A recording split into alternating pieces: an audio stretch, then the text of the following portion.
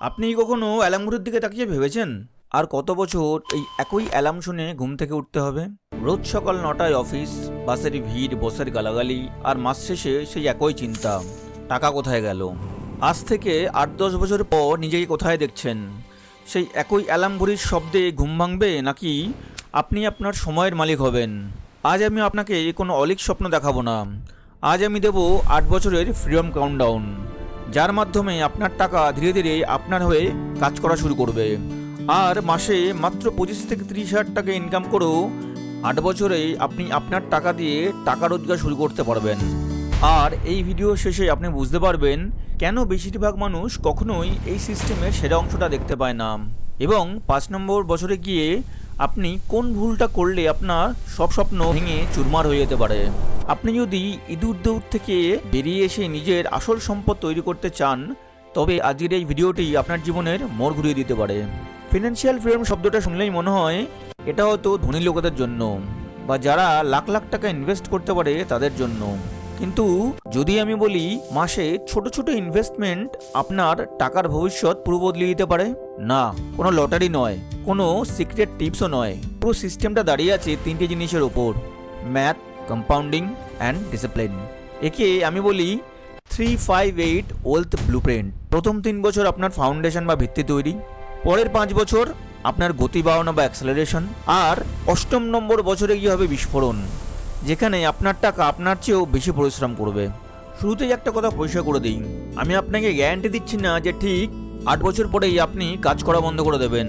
আমি আপনাকে এমন একটা ফ্রেমওয়ার্ক বা কাঠামো দিচ্ছি যা আপনার লক্ষ্য ছোঁয়ায় সময়টাকে অনেক গুণ কমিয়ে দেবে। অনেকে বলে কম্পাউন্ডিং খুব স্লো, কিন্তু আসল সত্যিটা হলো কম্পাউন্ডিং তখনই ফেল করে যখন আপনি মাঝপথে বাধা দেন। অধিকাংশ মধ্যবিত্ত মানুষ কেন বড়লোক হতে পারে না জানেন? কারণ তারা শুরু করে কিন্তু থামিয়ে দেয়। কয়েক মাস ইনভেস্ট করার পরেই যখন জীবনে ছোটোখাটো কোনো অভাব আসে বা একটু টাকার টান পড়ে, তারা টাকাটা তুলে নেয়। ফলাফল, বছরের পর বছর তাদের অ্যাকাউন্ট সেই একই জায়গা পড়ে থাকে।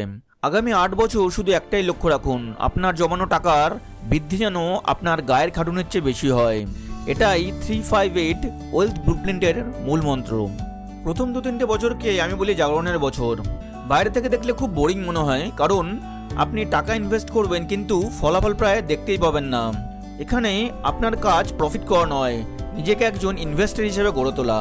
ধরুন আপনি 5,000 টাকা করে জমানো শুরু করলেন, 12% রিটার্নে 3 বছর পর আপনার কাছে হবে 2,15,000 টাকা। মানে 1,80,000 টাকা বিনিয়োগ করে মাত্র 35,000 টাকা লাভ। আপনার মনে হবে এইটুকুর জন্য এত স্যাক্রিফাইস? এর চেয়ে তো টাকাটা খরচ করে দিলে ভালো হতো। দ্য সাইকোলজি অফ মানি বইতে মর্গান হাউস বলেছেন, ইনভেস্টিং হলো ঘাস বড় হওয়া দেখার মতো। শুরুতে কিছুই বোঝা যায় না, কিন্তু মাটির নিচে শেকড় আস্তে আস্তে শক্ত হচ্ছে। এই 3 বছর হলো আপনার ধৈর্যের পরীক্ষা। যদি আপনি এই 3 বছর টিকে যান, তবেই আপনি পরবর্তী ধাপের জন্য তৈরি। এই 3 বছরে আপনাকে বারবার না বলতে হবে, সেটা নতুন ফোনই হোক বা অপ্রয়োজনীয় ইএমআই অথবা দামি গেজেট। বাইরে থেকে আপনি একদম নর্মাল থাকবেন, কিন্তু ভিতরে আপনি আস্তে আস্তে একটা গাছ লাগাচ্ছেন যার শেকড়গুলো একে অপরের সাথে জড়িয়ে একটা বিশাল বিস্ফোরণের জন্য তৈরি হচ্ছে। কিন্তু চতুর্থ বছরে একটা অদ্ভুত ঘটনা ঘটে, যেটা প্রথম 3 বছরের হিসাবকে বদলে দেয়। এখান থেকে আপনার টাকা আপনার হয়ে ওভারটাইম করা শুরু করবে। একেই বলে অ্যাক্সেলারেশন বা গতি বাড়ানো। এখন শুধু আপনার টাকা না, আপনার টাকার লাভও টাকা বানাতে শুরু করে। বিখ্যাত বই রিচ ড্যাড পুয়ার ড্যাডের লেখক রবার্ট কিওসাকি যেটাকে বলেন make your money work for you. ধরুন এখন আপনার ইনভেস্টমেন্ট দেওয়া হলো 3 লাখ টাকা। এখন যদি 12% রিটার্ন আসে, আপনি পাচ্ছেন 36,000 টাকা, মানে মাসে 3,000 টাকা। আপনার এসআইপি এখন আর একা কাজ করছে না, আপনার টাকা আপনার সাথে দল বানিয়েছে। এখানেই আপনি প্রথমবার দেখবেন 1 বছরে যে ইন্টারেস্ট বেড়েছে সেটা ওই বছরে আপনার টোটাল ডিপোজিটের কাছাকাছি চলে এসছে। আপনার চিন্তা ভাবনা বদলাতে শুরু করবে।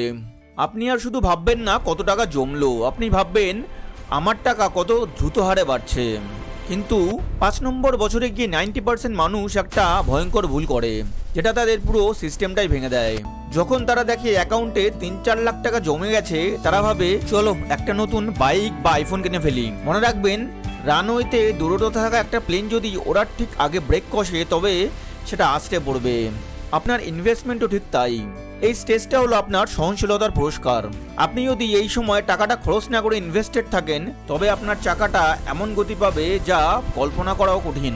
এইভাবে আপনার ইনভেস্টমেন্ট থেকে আসা রিটার্ন আপনার মাসিক জমানো টাকার সমান হতে শুরু করবে।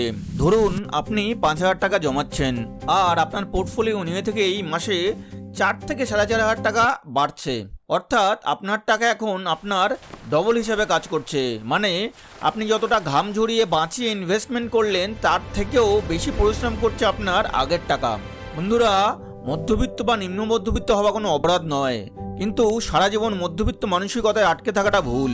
বন্ধুরা, আপনি যদি এখনো পর্যন্ত এই ভিডিওটা দেখছেন, তার মানে আপনি সিরিয়াস, অন্তত নিজের লাইফে কিছু বদলাতে চান। আর যদি মনে হয় এই ভিডিওটা আপনার বন্ধুর জন্য দরকার, তাহলে শেয়ার করে দিন, আর ফিনবঙ্গ এই চ্যানেলটাকে সাবস্ক্রাইব করে রাখুন। এখন আসি সেই অংশে যেটা সবাই স্বপ্ন দেখে। 8 নম্বর বছরে পৌঁছানোর পর আপনি আসল ম্যাজিক দেখবেন। রকেট মহাকাশে যাওয়ার সময় সবচেয়ে বেশি জ্বালানি খরচ করে শুরুর কয়েকটা মিনিট। আপনার শুরুর 3 বছরের স্যাক্রিফাইস ছিল সেই জ্বালানি। এখন আপনি কক্ষপথে পৌঁছে গেছেন। এখন আর ইনভেস্টমেন্ট ধরে রাখা কঠিন নয়, কারণ আপনার পোর্টফোলিও নিয়ে থেকেই বাড়তে থাকবে। 8 বছর পর আপনি হয়তো এমন জায়গায় পৌঁছে যাবেন যেখানে আপনার পোর্টফোলিও থেকে আসা রিটার্ন আপনার মাসিক খরচের কাছাকাছি হয়ে যাবে। এটাই হলো আসল স্বাধীনতা। তখন কাজ করাটা আপনার ইচ্ছে হবে, বাধ্যবাধকতা নয়। ধরুন আপনি 8 বছরে কনসিস্টেন্টলি এসআইপি চালালেন। আপনি যদি আপনার ইনভেস্টমেন্টে প্রতি বছর 10% করে টাকা বাড়ানো শুরু করেন, তবে 8 বছর পর আপনার ফান্ড ভ্যালু 12% রিটার্ন দাঁড়াবে প্রায় 10,60,000 টাকা।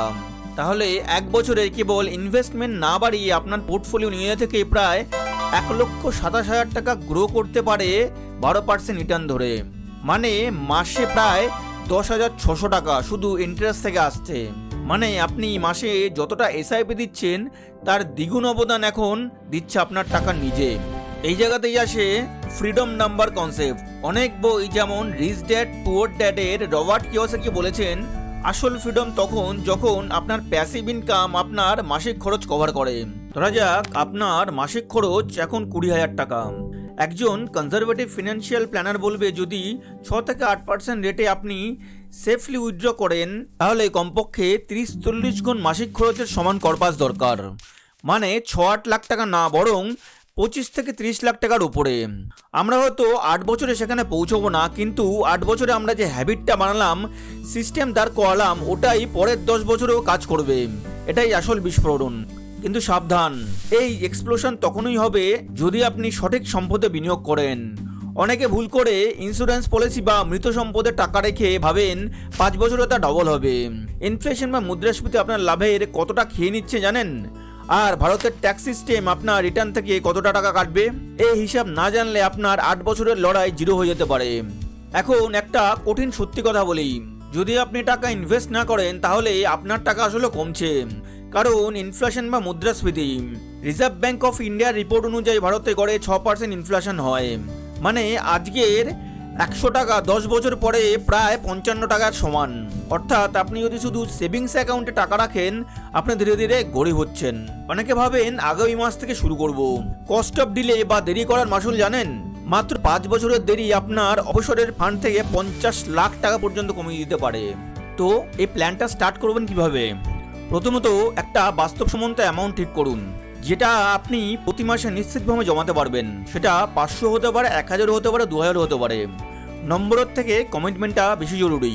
দ্বিতীয়ত, একটা সিম্পল ডাইভার্সিফাইড মিউচুয়াল ফান্ড নিন। বহু বই বা এক্সপার্টরা বলেন low cost broad market index fund অনেকের জন্য যথেষ্ট। তৃতীয়ত, অটোমেশন করুন। স্যালারি আসার 1-2 দিনের মধ্যেই ইসিএস বা এসআইপি ডেট রাখুন, যেন টাকা চোখে পড়ার আগে ইনভেস্ট হয়ে যায়। মনে রাখবেন, আমি আপনার ফিনান্সিয়াল অ্যাডভাইজার নই। আমি শুধু একজন বন্ধু যে বাংলায় সহজ ভাষায় আপনাকে পথটা দেখাতে চায়। কোনো এসআইপি শুরু করার আগে নিজে রিসার্চ করুন। প্রয়োজনে রেজিস্টার্ড ফিনান্সিয়াল প্ল্যানারের সাহায্য নিন। বন্ধুরা, 358 ব্লুপ্রিন্ট কোনো জাদু নয়, এটা জীবন কাটানোর একটা দর্শন। আজ থেকে 8-10 বছর পর আপনি হয়তো একই জায়গায় দাঁড়িয়ে আক্ষেপ করবেন যে কেন শুরু করিনি, অথবা আপনি নিজেকে ধন্যবাদ দেবেন। মনে রাখবেন, সামডে বলে ক্যালেন্ডারে কোনো দিন নেই, সুতরাং শুরু করার দিন হলো আজ।